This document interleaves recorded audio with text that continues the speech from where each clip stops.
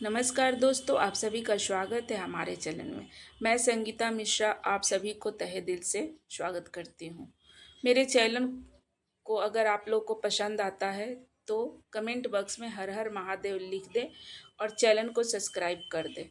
तो चलिए दोस्तों, आज हम इस वीडियो में जानेंगे सावन सोमवार के व्रत के दिन सुबह से लेकर पारण तक के कुछ महत्वपूर्ण नियम विधि। उस दिन हमें कौन कौन से कार्य करने हैं और कौन कौन से कार्य हमें नहीं करनी है। इसी प्रकार के बहुत सारी महत्वपूर्ण बातें जानेंगे इस वीडियो में हम। साथ में यह भी जानेंगे कि व्रत में हमें क्या क्या खानी चाहिए और क्या नहीं खानी चाहिए। तो चलिए वीडियो को शुरू करते हैं। इससे पहले दोस्तों, अगर आपको मेरा वीडियो पसंद आता है तो प्लीज़ आप मेरे चैनल को सब्सक्राइब कर दीजिए और बेल आइकन ज़रूर प्रेस कर दीजिए, जिससे कि मेरे वीडियो के नोटिफिकेशन आप सभी के पास सबसे पहले पहुंचे। तो चलिए शुरू करते हैं और सभी महत्वपूर्ण बातें सावन सोमवार व्रत से संबंधित जान लेते हैं। तो सबसे पहले दोस्तों, आपको बता दूं, सावन का पावन महीना 11 जुलाई से प्रारंभ हो चुका है और 9 अगस्त तक ये रहने वाला है। 9 अगस्त को रक्षाबंधन है और पूर्णिमा है। रक्षाबंधन के पूर्णिमा के दिन ही रक्षाबंधन पड़ता है। 9 अगस्त को सावन समाप्त हो जाएगा। तो पूर्णिमा के साथ पहला सोमवार समाप्त हो जाएगा। पूर्णिमा के साथ पहला सोमवार कब है? 14 जुलाई को दिन में है सोमवार। तो सोमवार के दिन, व्रत के दिन सुबह हमें उठना चाहिए। सुबह सवेरे जल्दी उठते हैं तो हमारा कार्य भी सही समय पर होता है। देर हो जानते हैं तो हमें भूख लग जाती है, प्यास लग जाती है, फिर पूजा समय पर नहीं होता और फिर हम बहुत ज़्यादा तनाव में आ जाते हैं। तो आपको मंदिर वगैरह जानी है तो थोड़ा सुबह जल्दी उठ जाएं। कोशिश करें कि सुबह सवेरे समय से अगर उठ जाए तो सबसे पहले आप लोग स्नान आदि करके पूजा पाठ कर लें, करके करके आ सकते हैं। बहुत जगह है कि मंदिर सुबह में ही खुल जाता है और बहुत सारे जगह है कि थोड़ा देर से मंदिर खुलते हैं, क्योंकि वहाँ पंडित जी वो धोते हैं और खोलते हैं, साफ वगैरह करते हैं, तब हम लोग पूजा करते हैं। तो आप देख लीजिए, अगर आप समय पर मंदिर आपके आसपास खुल जाता है तो आप वहाँ चले जाएं। मतलब दरवाज़ा वगैरह कपट खुल जाता है तो आप लोग जाके पूजा कर सकती हैं। अच्छे से स्नान ध्यान करके, घर की सफाई साफ सफाई करके, शिव जी का नाम लेते हुए माता पार्वती का हमें श्रृंगार वगैरह करनी चाहिए। हरा, लाल, पीली जो भी साड़ी आपके पास है ज़रूर पहन लीजिए, क्योंकि शिव जी को लोग मतलब हमारी तरफ हंसते हैं कि महिलाएं पूजती है, लड़कियां पूजती है अच्छे घर भर के लिए, अपने पति के लिए। तो इतना सच सवर के शिव जी की पूजा आप लोग क्यों करती हो? अच्छे वर ही तो के लिए करती हो ना, तो चिढ़ाते हैं सब लोग। तो आप लोग पहले चले जाएं, फिर भगवान उनको सही सही रखें, सुरक्षित रखें। जो भी हमारे पति हैं, जो होने वाले जिसके पति हैं, सबको स्वस्थ रखें। तो महिलाएं और लड़कियां ध्यान रखेंगी कि आप अपना सारे श्रृंगार जो हो पता है कर लीजिए। जो नहीं हो पाता वो आकर मंदिर भी दिन भर आकर मंदिर से दिन भर कभी भी कर सकते हैं। मान लीजिए सुबह सुबह बहुत सारा समय नहीं है तो ध्यान स्नान आदि करके सिंदूर बिंदी लगाकर कम से कम आम पूजा करने आ जाती हैं। समय है तो महावर महावर तो ज़रूर लगा लीजिए, और मेहंदी तो हम पहले भी लगा लेंगे या पूरे सावन के दौरान आप कभी भी लगा सकती हैं। इतना चिंता नहीं है मेहंदी के लिए। अगर अगली चीज़ क्या है कि रात में ही कुछ सामान मतलब सामग्री वगैरह आप लोग मंगा कर एक दिन पहले ही रख लीजिए, क्योंकि सुबह सुबह फूल बेलपत्र वगैरह मिलना बहुत मुश्किल हो जाता है। तो आप लोग फ्रिज में भी लाकर रख सकते हैं। फ्रिज का भी फूल और बेलपत्र आप लोग चढ़ा सकते हैं। बेलपत्र तो ऐसे भी अशुद्ध नहीं होता, तो किसी दूसरे का चढ़ा हुआ भी लेकर धोकर आप लोग चढ़ा सकते हैं, ठीक है। और सब सामग्री एक जगह रख लीजिए और सुबह उठकर हम मंदिर जाएंगे, लेकिन जाकर मंदिर जाकर विधिवत से पूजा करेंगे। जो भी सामग्री मिल जाती है वह सभी चीज़ें चढ़ाकर हम भगवान की पूजा करेंगे। भले अभिषेक करेंगे, पहले अभिषेक करेंगे, उसके बाद हम चंदन लगाएंगे, उसके बाद फल चढ़ाएंगे भगवान को। फ्रूट वगैरह जो भी फल चढ़ाएंगे, मिठाई वगैरह हम पूजा करेंगे। और माता पार्वती को करेंगे सिंदूर लगाएंगे। माता को वही उंगली अपने मांग में भर लेंगे। पति के लिए बेलपत्र पर थोड़ा सा आप लोग चंदन वगैरह लगाकर शिव जी से स्पर्श करा के चढ़ा कर लेकर घर आ सकते हैं। एक फूल भी लेकर आइए। जितने सोमवार व्रत पड़ेंगे उस दिन एक एक फूल अपने घर में जरूर लाइए। भगवान के आशीर्वाद के स्वरूप में चंदन भी लगाकर अपने पति को आप लोग लगा दीजिए। माथे पर, मस्तक पर लगा देनी चाहिए। बहुत ही अच्छा और शुभ होता है। शिव जी का आशीर्वाद मिल जाता है आपके पति को, और वो ठंडा रहते हैं, हमेशा शांत सो रहते हैं, और ये अच्छा रहता है। आप लोग ज़रूर लगा दीजिए। और आने के बाद पति घर में है तो ज़रूर प्रणाम कर लीजिए। अगर मान लीजिए कि घर में नहीं है आपके पति, मान लीजिए कि आप देर से गई हैं और बाहर चले गए हैं, तो आने के बाद भी आप उनको प्रणाम कर सकते हैं। या जो भी आपसे बड़े हैं, सोमवार के दिन आप लोग उन प्रणाम कर लीजिए। यह सभी कार्य हो गया। मान लीजिए जो देर से आते हैं, नियम तो यह है कि बिना जल ग्रहण किए ही भगवान का अभिषेक करनी चाहिए। लेकिन मान लीजिए कि समय नहीं है, तो आप लोग अपना मेडिसिन जल वगैरह अगर लेना है तो जल पीकर आराम से ले सकती हैं और पूजा करने जा सकती हैं। चाहे वो सुबह भी कर लीजिए, फिर आप चाहे तो फलाहार भी कर सकती हैं। घर का आप लोग पूछते हैं कि घर का पूजा पहले करें या मंदिर का, यह भी बता दूं।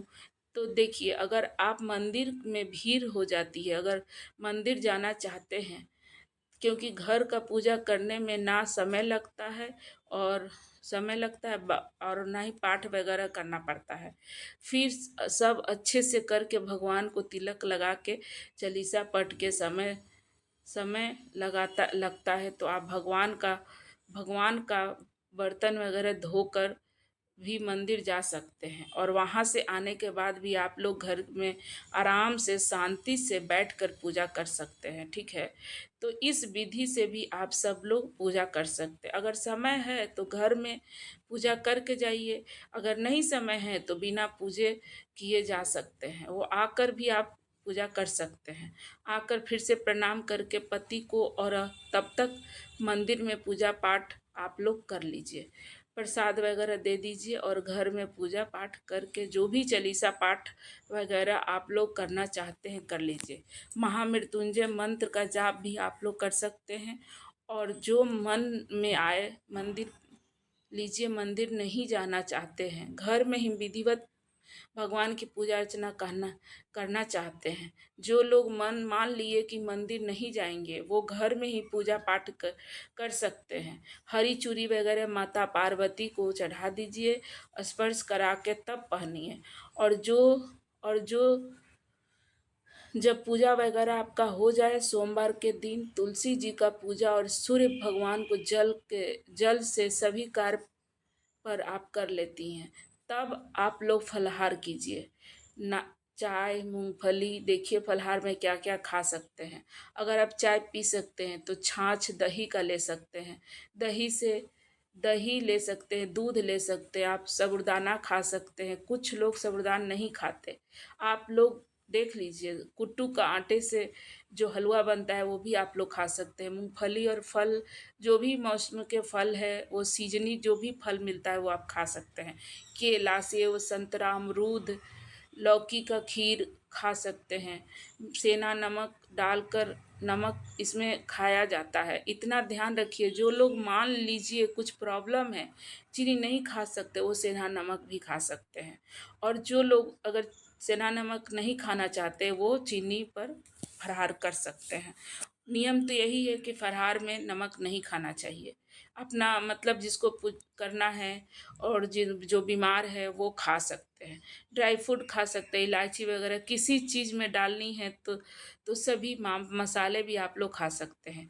जीरा ले सकते हैं, जीरा भी खा सकते हैं, हरी मिर्च भी खा सकते हैं, ये सब चीज़ हम खा सकते हैं।